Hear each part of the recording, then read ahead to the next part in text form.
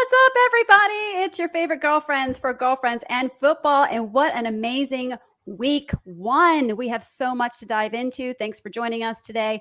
I'm Coach Desi. I am a physician assistant, and Beth is a doctor. It's Dr. Beth. She's a doctorate of Dr. physical Beth. therapy. I love it. Dr. Beth on. And we're going to chat about Aaron Rodgers' injury. But before we get to that, Beth, I think I'm going to start with my game because obviously your game was super juicy and we've got a lot to chat about. So 49ers end up with a big W, huge win. I'm not sure that we expected such a big gap there, but I was happy for it. I was not expecting that either, and I don't think any Steelers fan was expecting it. Yeah, It was I think quite the game. Or the it was, Steelers. Is that what yeah. it said? Okay. Well, for the 49ers, it was a very good The game. 49ers, it was a very good game. For the Steelers, I don't think they were ready for it. And I And I think don't know why. I love Mike Tomlin. I think they had an incredible preseason, which we talked about this. I usually don't watch preseason. And the reason why is because you can always get things twisted. You think teams look really good that aren't. You can think teams that look terrible or, they don't have their act together and it can look completely different when the season starts. So I think rightfully so, because listen, I have never met a Pittsburgh fan I didn't like. I never met a Buffalo fan I didn't like. So I think I just have a big respect for their program. I mean, it's just been such a strong program for decades. Bill Cowher and Mike Tomlin, and I think they've only had 3 head coaches in their entire. And those are the fan bases that they are solid. They stick around through thick and thin, right? So yeah. And I definitely had questions on our side, right? I talked a little bit earlier on the Eric Crocker show about Brock Purdy's injury and why it was rightfully so that those of us that were concerned about his arm were so.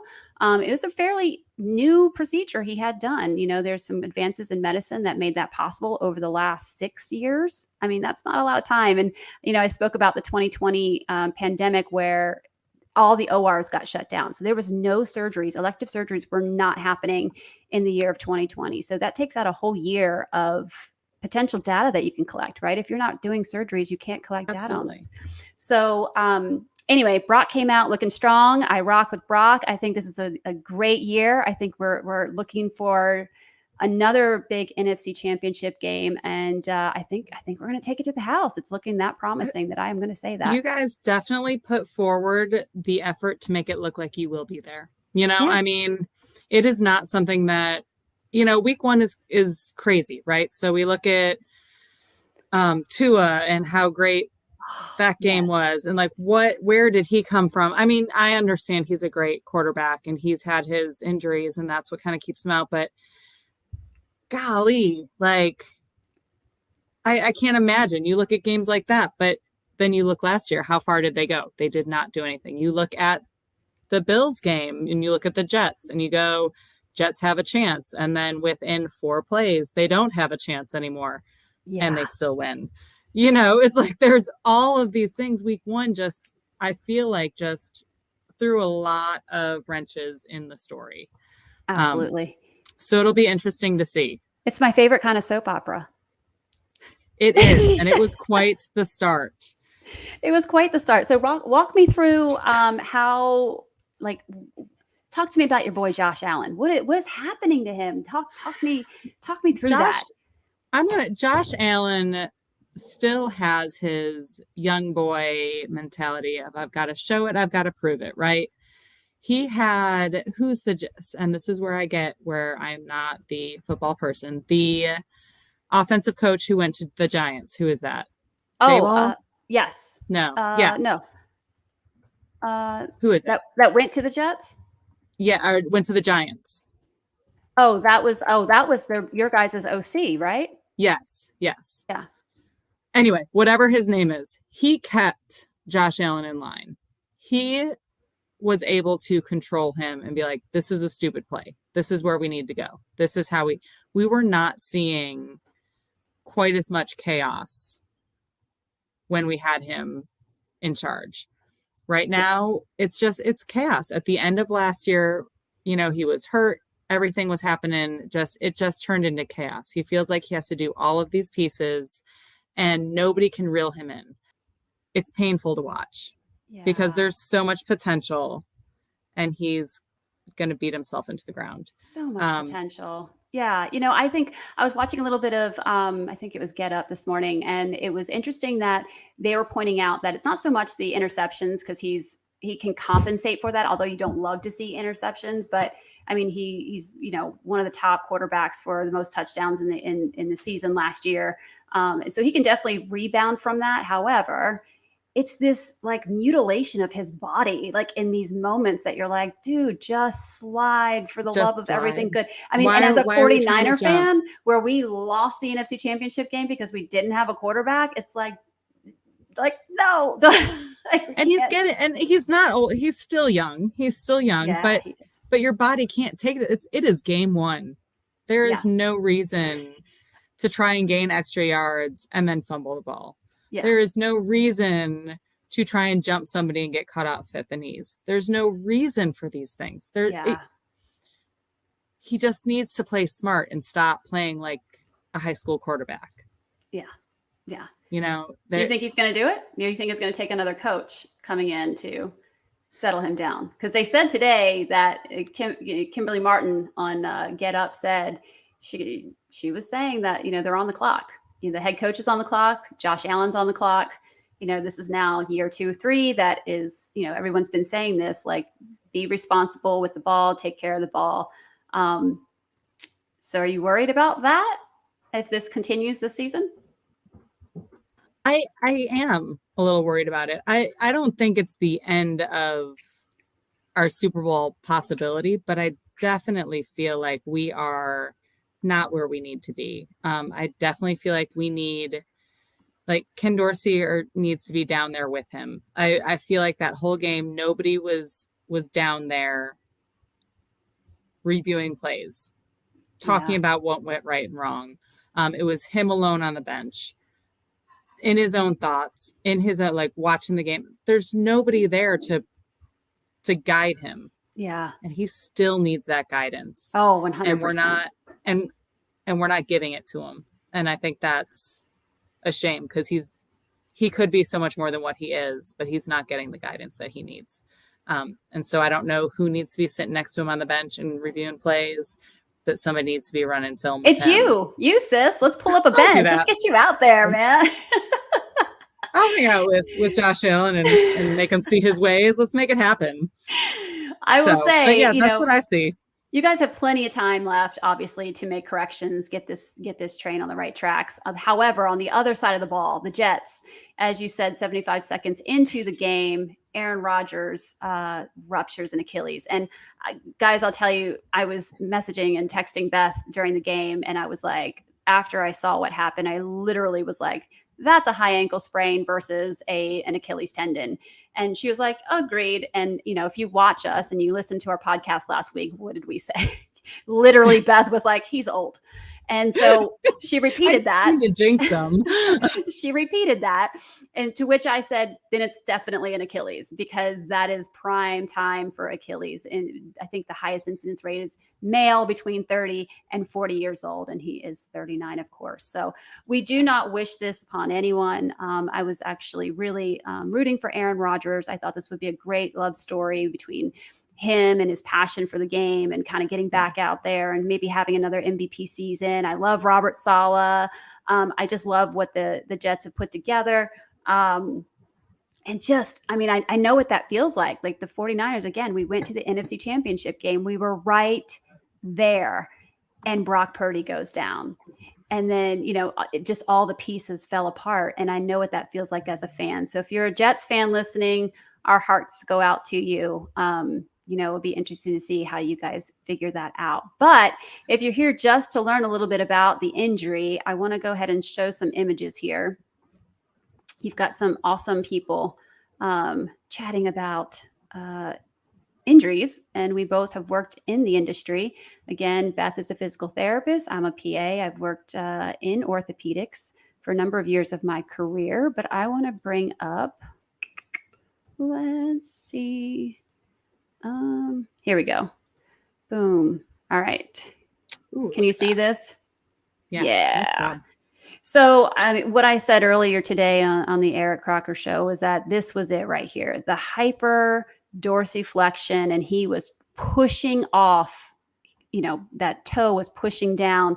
And then it And just, it's interesting because in the game, it did not look terrible, until they started slowing things down and you started seeing the replay and these still images. It did not look as bad as it turned out to be. yeah. And obviously they've had time now to take the images, slow it down. You can actually see the tendon rupturing in the middle of the play.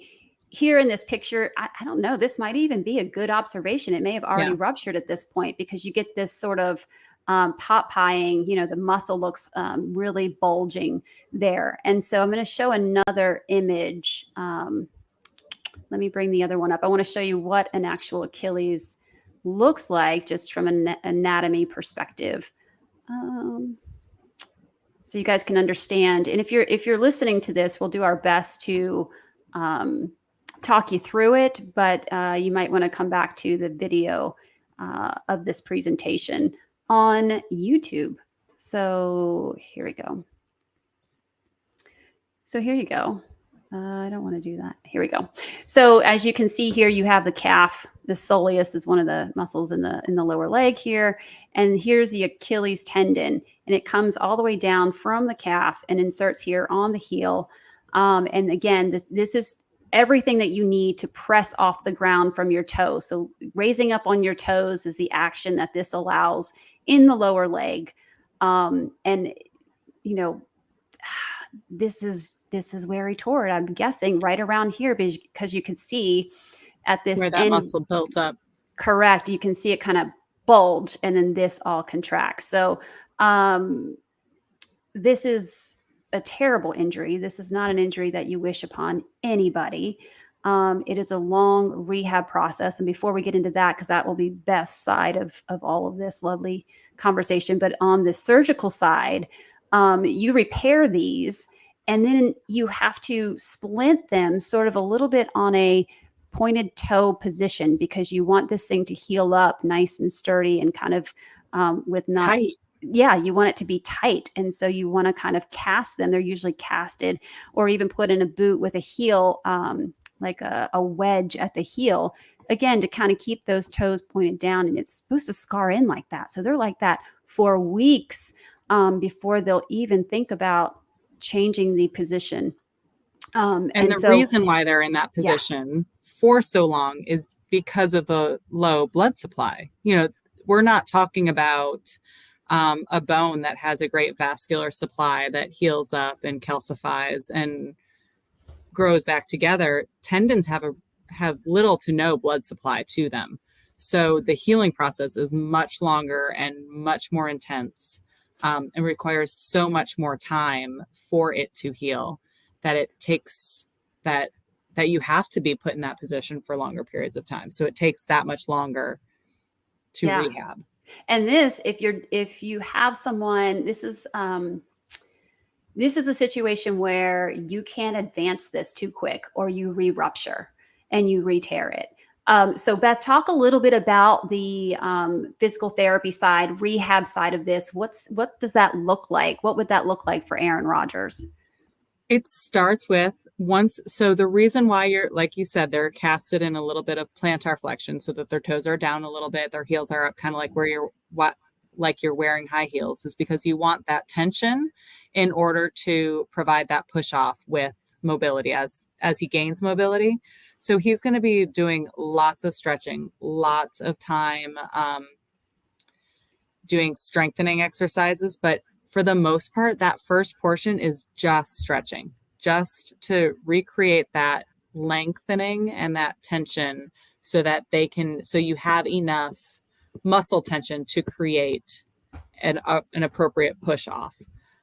If you push, like you were saying, if you push it too quickly, you end up re-rupturing, and you go back to stage one.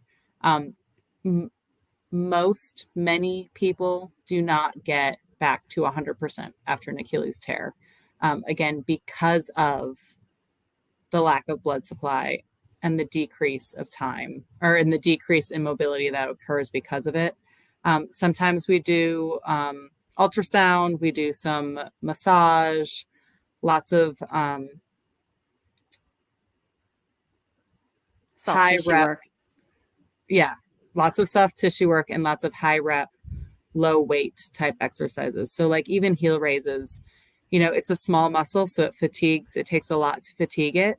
Um, and you have to just do it in small doses. And it can take up to a year, even longer for it to Yeah, I was rehab. going to say for full rehab is minimum or somewhere around the ballpark of 12 months, 1 year, Yeah. to fully rehab this. And scar tissue does not heal in as flexible as the tissue that was once there. So it is an entire process. Again, hate to see this for such a great athlete. Gosh, I mean, And I don't mean to speak on that. I mean, this is at 39 in the NFL. Like this is a career-ending injury. yeah, I mean, this is I hope that it's not, but it's tough to climb back from for sure. yeah. Yeah. And I said, in comparison, because, we were talking about 39 years old, and obviously Tom Brady had a very long, illustrious career. Tom, though, would just fall. I mean, people actually made fun of him for just kind of collapsing. And it was like, no, that was brilliant. That's what kept him on the field. Aaron got this injury because he was trying to push through and get this guy off his back and kind of reach for more yardage. And in that, it's the push off from the ground that Mhm. that ultimately cost him the injury in this year. Now, that Which said, moves forward. We're on the yes, same page. yes, So if he was pushing off on grass versus turf, yep, that's do exactly you where I believe was the going. injury would happen the same way? Yeah, that's exactly the question I was going to ask you. We're vibing today, because This is that's what happens when we start talking medical stuff. I know it's just there. So MetLife. Let me just go back to MetLife. I loathe MetLife. MetLife took out so many of my 49ers. I think it was in 2020. I believe it was like person after person. It was back to back. We played, I think, the Giants and then the Jets, or the Jets and the Giants back to back weeks. I literally posted on social media a picture of an ambulance bus that had like, pulling up to MetLife Stadium is kind of what I said, because it was so painful. It is turf. It is not grass. And so I know just from the experience of being a 49er fan that year at that stadium was rough. And so I've been asked multiple times on other podcasts, what my impression is of grass versus turf. Turf, first, you have to understand that there's different types of turf. They have different viscosities and different thickness that changes the contact with the foot as it's pushing through. So you have to, it's hard to just blanket and look at studies that are just turf versus grass, because then you have to identify, well, does this type of turf look like with grass? And what is And this how type of old turf? is the turf? Correct. There's a And lot that that makes a huge difference. Yeah. 100%. I think I go back to, we were born for grass. We were born to use grass and be on grass. And that's kind of what our anatomy was made for. But that's just kind of me looking at this. This is what makes sense. I don't play, I've never played on turf. I've only played on grass. I don't know what that looks like. And certainly there's also the conversation of teams that practice on turf have experience and they have the right cleats for that turf. And so ergo, they don't get injured. It's the visiting team. So with all of that said, I just want to point out to the listener that this is not an easy, just yes or no question to answer. There's a lot of variables, but what's your opinion on this, Beth? So I did a little bit of deep diving today because it's been one of those things where, my son has played soccer in the past. He's 10. A lot of their fields are transitioning to turf as well. A lot of that he plays flag football or tackle football this year, and he plays on turf most of the time as well. He practices on grass. They've got, they get a little bit of both in all of those worlds. And so I wanted to do a little research, right? So I'm looking, and I went to PubMed because that's where I get my science. And I was looking at systematic reviews and a couple other articles. And what's interesting is that a lot of the articles that say that turf is no worse than grass are funded by turf companies. So there's that. Interesting. Many of them, the ones that are not funded by turf companies, come out to say that there are more injuries on turf versus grass across the board in general. I think, and particularly actually more so in football than in soccer, which actually surprised me, because if you see all the articles that are out right now, they're talking about how all of the soccer fields are being converted back to grass, right? Because natural grass causes less injuries for the soccer players. When you look at the combination between the two, there's actually more injuries in football because of turf than there is in soccer. So it's an interesting dynamic that they would not be making that switch. However, I get it. Turf you don't have to maintain. If it rains the night before, you don't have to worry about a muddy field. Indoor grass, I don't even know how that works. Right? So it's like, I think it's a high. I think they have to replace it every year. I mean, I don't know how it works, right? So we have created this world that turf works better for us, so we're just going to use it. And the NFL says there's nothing worse to turf than grass, so we're going to stick with the turf because it's easier. It's a higher output at beginning, but then it lasts as long as we need it to, and we go from there. But you look at the amount of rubber that these guys, they're getting brush burns and rubber burns and all these other things. If you have ever played on an outdoor turf field during a soccer game or a football game, those fields get well over 100 degrees. Yeah. Well over 100 degrees. It is like you're playing on blacktop. You can get burns, you can get serious injuries just from the heat factor. Additional water breaks are needed, additional things, because the heat just radiates. It just absorbs the heat and it radiates back. It's like you're playing on a blacktop surface. Yeah. It's it's interesting. Volleyball tournaments in those, and they've had to take extra breaks and things like that because of it, because the heat is just so insane with turf. Yeah. And I get that too, that, you the maintenance and all of that. But I mean, you're talking about a multi-million-dollar athlete that may not be able to be replaced. The Jets have invested so much into Aaron Rodgers and into the team, and all this money was applied to that dream. And in this case, I will say, the NFL isn't looking at a team or a player. They truly believe that pretty much anybody can be replaced, because if money was an issue, I don't think this is up to the NFL per se. I mean, the owners can do what they want to their stadium. And so, but the NFL could mandate it.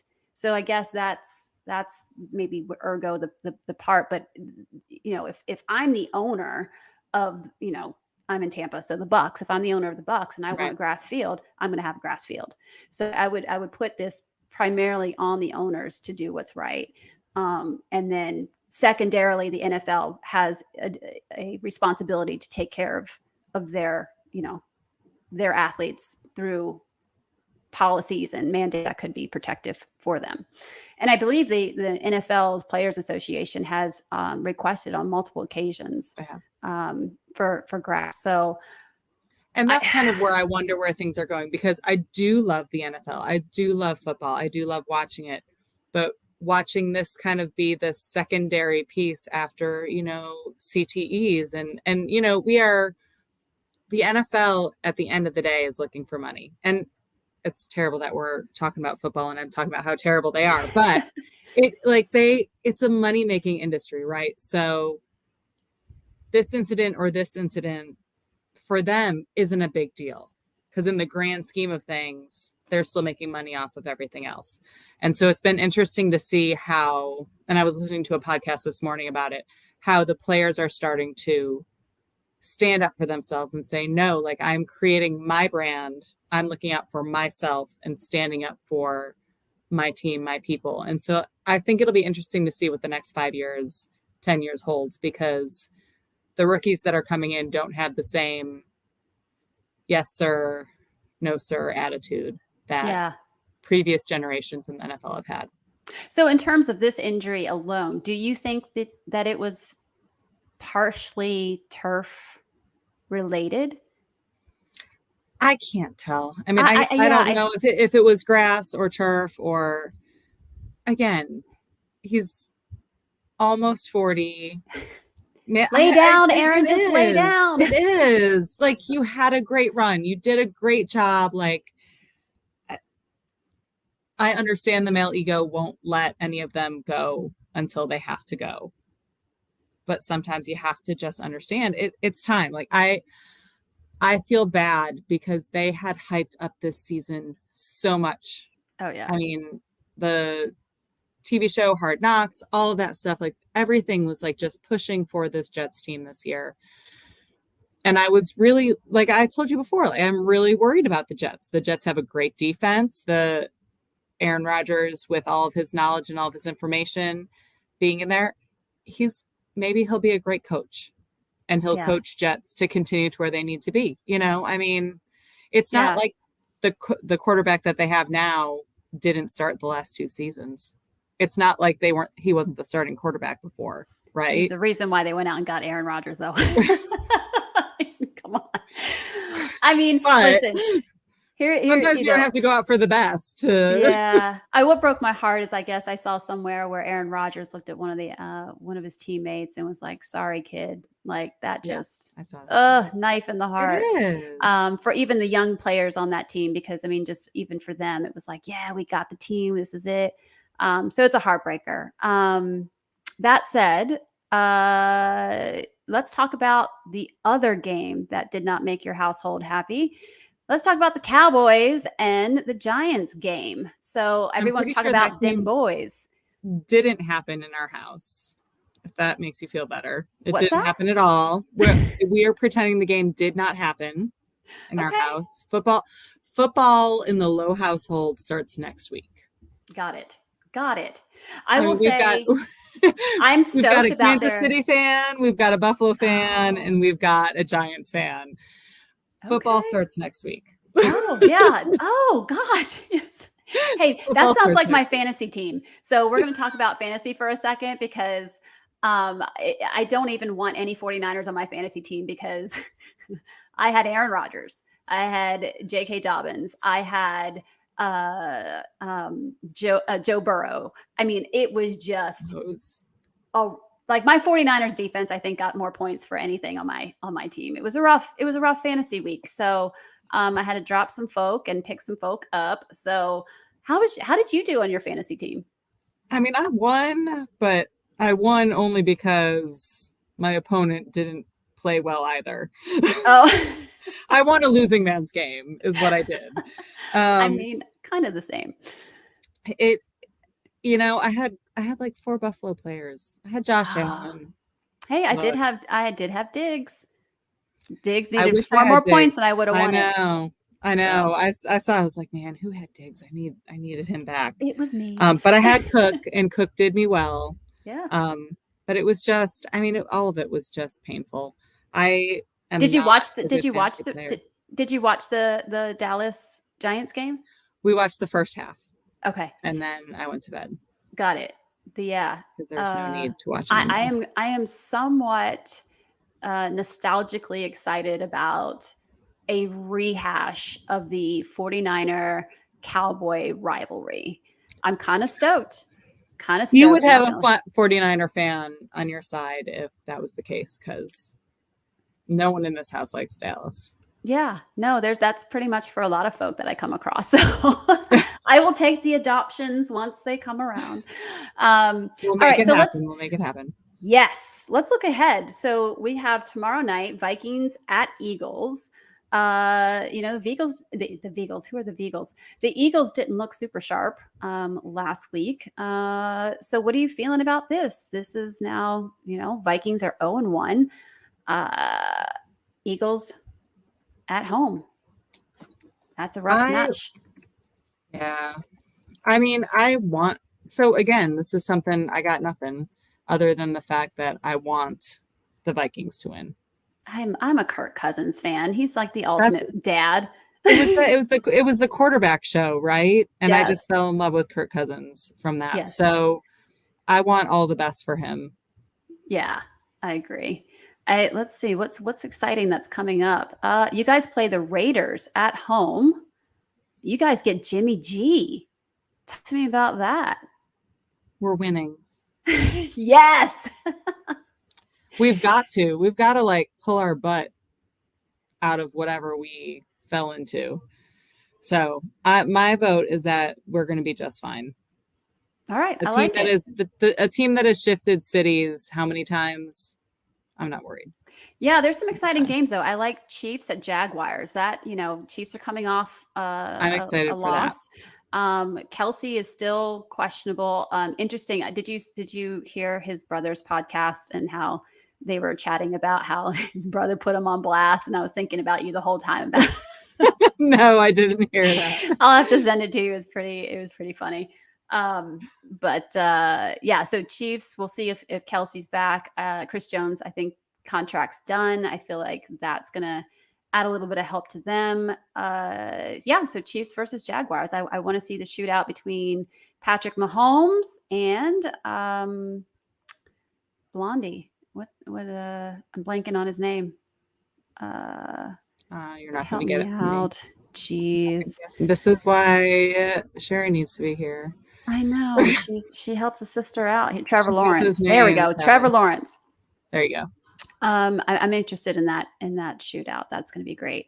Ravens, they came out with a W. I will tell you, for all my Ravens fans out there, it was 50-50 whether they loved that OBJ coming out of the tunnel did the Ray Lewis dance. That was Did he really? I did not see this. Yeah. He did. And it's interesting that, I was watching the comments from fans and they were kind of like, too early. Like, you haven't earned it. Like, Really? leave that alone. And then there were some that was like, I love the energy. It was kind of but it seemed to be kind of a split thing. But they are playing the Bengals at home because Joe Burrow got to hook it up. He's got to pick that up. Joe Burrow needs to start playing some football. That him and Josh Allen were big old disappointments. Like I said, week 1 was all the people that I thought were going to show out did not. So I know I'll be it was an curious interesting to see. week 1.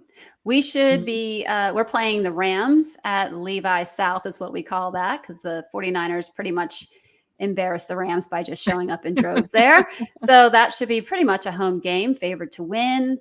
The Jets play the Cowboys. I don't think that's going to be exciting. Hopefully the Jets don't get any other injuries because the Cowboys defense is looking a little tough. I won't say they're the number 1 because I am a 49er fan and I must stay loyal to the team. We got the Dolphins Pats. That might be interesting because Bill Belichick's defense was looking kind of, they were cooking some things up last week. Yeah, I'll be interested to see how Tua does. He's one of those players, man. I hope he makes it through the season, and I hope he's playing smart. I'm with you. Every time I see him play, my heart hurts because I don't want him to get hurt. No, that was tough watching that. So if he can get through the season unscathed, I think they're going to be an exciting offense to watch for sure. Absolutely. And then we have Monday night. We got Saints versus Panthers at home in Carolina. That might be an interesting game. Browns and Steelers. That's a big rivalry there. So Cleveland is favored to win. We'll see. There was talks about Pickett being like that he had sustained some sort of concussion early on in the game against the 49ers. And that's kind of what clouded his judgment on the field. So it'll be interesting to see what that shakes up to look like as we head into week 2. Deion Sanders, another W for Colorado. And I think they've got the big Colorado State game this weekend. Sherry's not here, so I don't even know why I brought up college because that's her jam. But we did talk about Deion. Because it's Deion Sanders. Yeah, that's why. We're Deion fans. All right, sis, you got anything else to share? That's it. I think we hit all the big points tonight. All right, Josh Allen, get your ish together, okay? We need this home game W for you, for my girl Beth here. Doc Beth. talk to Beth. All right, guys. Thanks for joining us. Hopefully you learned a little something. I hope you had some laughs, some good times. Join us again next Wednesday, 8 p.m. Eastern Standard Time for another Girlfriends and Football. Enjoy your week and be sure to tag us on socials with your fan favorite pictures. We want to see the fur babies, the human babies, your best outfits. Share all the fandom with us at Girlfriends and Football. Take care and have a good night. Good night.